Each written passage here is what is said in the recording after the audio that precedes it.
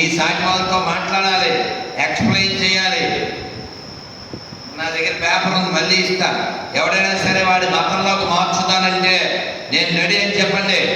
అందులో 26 క్వశ్చన్లు ఉన్నాయి. ఆన్సర్ చెప్తే 90 lakhs ఇస్తాం. ఎంత?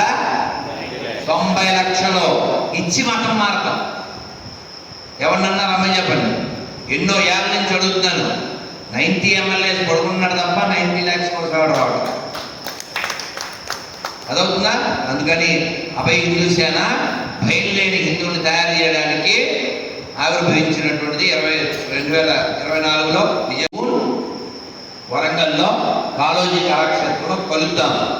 మన గొంతు వినిపిద్దాం. మనమంతా బలంగా ఉన్నాం అనే విషయాన్ని ఒక అల్లరి చేయడంలో ప్రసిద్ధుడెవరు? కృష్ణుడు. వాళ్ళ అమ్మ ఊళ్ళో ఉన్నాడు. ఆవిడికి తప్పున పొయ్యి మీద పాలు గుర్తొచ్చింది. ఆ పాలు కిందకి వెళ్ళిపోతాయి కదా, పొంగిపోతాయి. నాన్న ఇప్పుడే వస్తాను రకన్నా అని ఈ పాలు తాగుతున్న కృష్ణుడిని కింద పెట్టి వెళ్ళింది. అంతే దీనికి వచ్చేసింది కోపం తారాస్థాయికి. నేను పాలు తాగుతుంటే నన్ను ఆపేసి ఆ పాలు కోసం వెళ్తావు నువ్వు అని చెప్పి అక్కడ ఉన్న కొండల్లో ఉన్న పాలు వచ్చేసి ఆ వెన్న మొత్తం పగలగొట్టేసి బీభత్సం చేసి పానసముద్రం చేసి వాళ్ళ అమ్మ వచ్చేసరికి మొత్తం రణగొణ.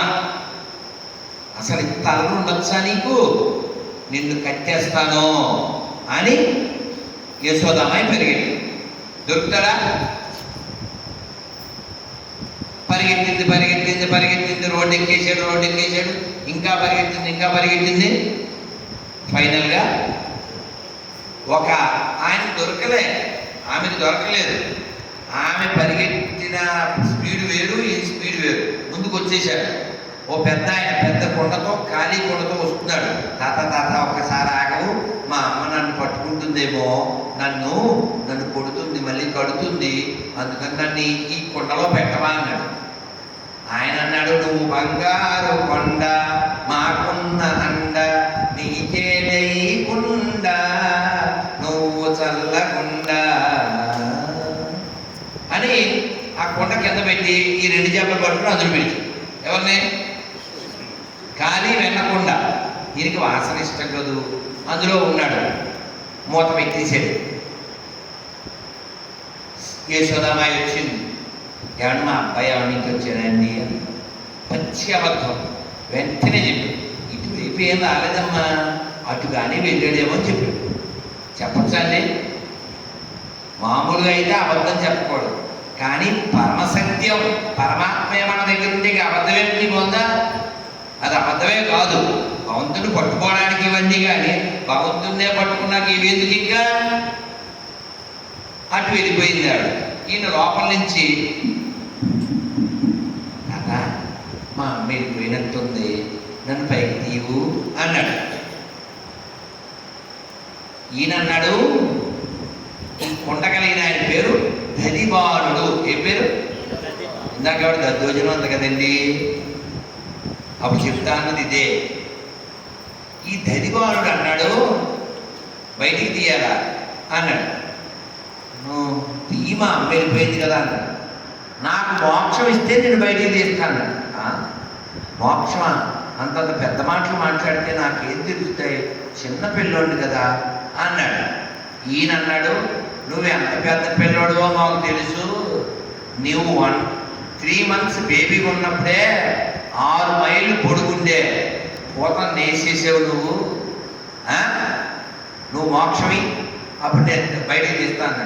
అసలు కొండలో నుంచే బయటికి రాలేక బోధిస్తుంటే మోక్షం నేనేలా ఇస్తాను, అదంతా నాకు తెలియదు అన్నాడు. మళ్ళీ కాసేపు ఆగి, సరే మోక్షం ఇస్తానులే, తీయి ఇప్పుడు అన్నాడు. అలా దారి అన్నాడు. మరి తీయి అన్నాడు. కాదు, ఈ కొండకు కూడా మోక్షం ఇస్తే తీస్తాను. ఏమన్నా పద్ధతేనా? నువ్వంటే మనిషివి, ఇది ఏమన్నా సంక్రాంతి దసరా ఒకటి కంటే ఒకటి ఫ్రీ, 1+1 నీకు ఇచ్చానంటే ఒక అన్నం, దానికి ఎందుకు ఇవ్వాలి అన్నాడు కృష్ణుడు. అప్పుడు ఆయన చెప్పాడు, నువ్వు ఎవరికైనా దొరుకుతావా? మీ అమ్మకు దొరికేవా అసలు నువ్వు?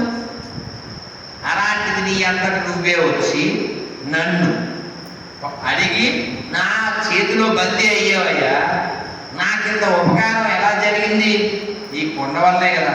నాకింత ఉపకారం చేసిన కొండకి నేను ప్రత్యుపకారం చేయకపోతే ఎలాగే?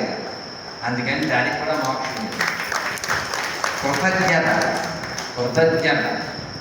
కృష్ణుడు అన్నాడు, సరే తదాస్తు అన్నాడు. ఇప్పుడు మీరు మాట్లాడండి. అసలు ఆ కొండకు నోరుందా? కళ్ళున్నాయా? చెవులున్నాయా? మరి దాని మోక్షం ఎందుకు వచ్చింది? అది దదిమానుడు కొండ కాబట్టి. అంటే నువ్వు గొప్పోడైనట్లే. ఒక గొప్ప భక్తుడు భాగవతోత్తముడు నిన్ను నావాడు అనుకుంటే నువ్వు సక్సెస్. అదవుతుందా? మనం పెద్ద గొప్పవాళ్ళు అయిపోకలే, కానీ గొప్పవాడైన వాడు మనని ఇతను నావాడు అనుకోవాలి. అలా అనుకునేలా మనం జీవించాలి. అందుకని మనం భాగవతం వినాలి, రామాయణం చదవాలి. ఇవేవి పిల్లలకి చెప్పకపోవడం వలన ఎక్కడెక్కడో వాళ్ళ జీవితాలు అర్ధాంతరంగా వెళ్ళిపోతున్నాయి. అందుకని మీరందరూ కూడా వచ్చే తరం మీద దృష్టి పెట్టండి. అలాంటి చిరంజీవులు ఎంతోమంది ఉద్ధరింపబడాలి. మీరు చెప్పాలి. మీ ఇంట్లో ఆడపిల్లలు గాజులు వేసుకోమని చెప్పాలి. ఎందుకు వేసుకోవాలో చెప్పాలి. చెప్పండి అందరూ. కట్టు చెప్పండి. కట్టు, బొట్టు, జుట్టు. అప్పుడే హిట్టు, లేదా పట్టు అమ్మా. అందుకని మనం అందరం కూడా చక్కగా ఒకసారి హరే కృష్ణ హరే కృష్ణ కృష్ణ కృష్ణ హరే హరే హరే రామ హరే రామ రామ రామ హరే హరే. అందరూ ఒకసారి మంత్రం చెప్పాక మనం కొన్ని ఇస్తాను, తర్వాత డిస్పాచ్ చేయగలం. చక్కగా చెప్పండి. ఇది చెప్పగానే మీకు నవ్వు వస్తుంది, తర్వాత కృష్ణ మీద నవ్వు వస్తుంది.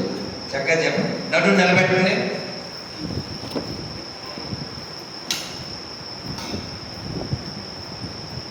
సూర్యాపేట నుంచి వచ్చింది ఎవరు? తాగారు. మొన్న వచ్చాం, జస్ట్ నిన్నగా మొన్నే ఒక ఆయనకి ఫోన్ చేశాం. చాలా మంచి ఆయన. ఫోన్ చేసి రండి అని చెప్పి లొకేషన్ పెట్టి సెల్ల జోడు పెట్టుకుని అలాగే లెక్చర్ ఇచ్చాం. తర్వాత కారు ఎక్కాక రామానుజాచార్యులు గారిని అక్కడ వచ్చాడు, చాలా మంచి ఆయన. కారు ఎక్కాక చూశాను ఆయన ఫోన్లు 3-4 సార్లు మెసేజ్. ఎప్పుడు దాకా అక్కడ తిరిగి మీ అడ్రస్ పట్టుకోలేక వెళ్ళిపోయేవాడిని. ఈ పిల్లవాడు నేను వచ్చాను వస్తానని తెలుసుకుని అడిగాడు. వెంటనే వేణుగారి నెంబర్ పెట్టాను. ఆయన కూడా రెస్పాండ్ అవ్వలేదు. మళ్ళీ నేను ఈ అడ్రస్ పెట్టాను, వచ్చేసి. ఇది కొంచెం ముందుగా అనుకున్నాం, సూర్యాపేట అలా అనుకోలేదు. అందువలన మిస్సు ఆయన మెస్సు ఆయన గిఫ్ట్ ఇస్తే ప్లస్. ఓకేనా? రైట్. ఇప్పుడు చక్కగా చెప్పండి. నారాయణ నారాయణ నారాయణ నారాయణ అనుకోరాధా నాలికే చేదా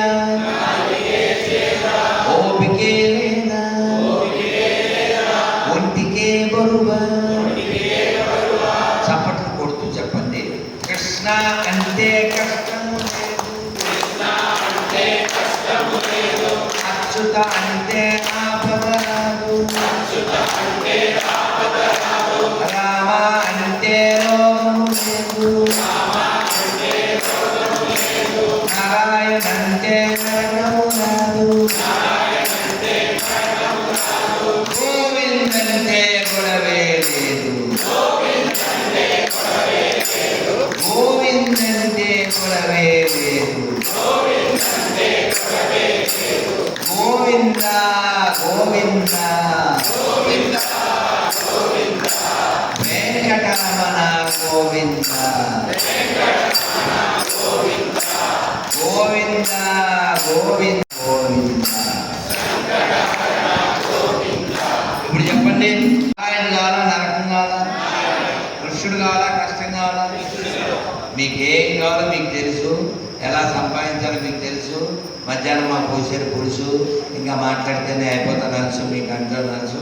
శ్రీమద్ రమారమణ గోవింద. ఆంజనేయ వరద గోవింద, ప్రహ్లాద వరద గోవింద, పుండరీక వరద గోవింద గోవింద. ఇప్పుడు మన లాయర్ శ్రీకృష్ణ గారు, వారు విజయవాడలో ఉంటారు. లాయర్ గారు మన అభయ హిందూ సేన సంస్థాపకుల్లో ఒకరు. వారు ఒక్క నిమిషం మీతో మాట్లాడతారు.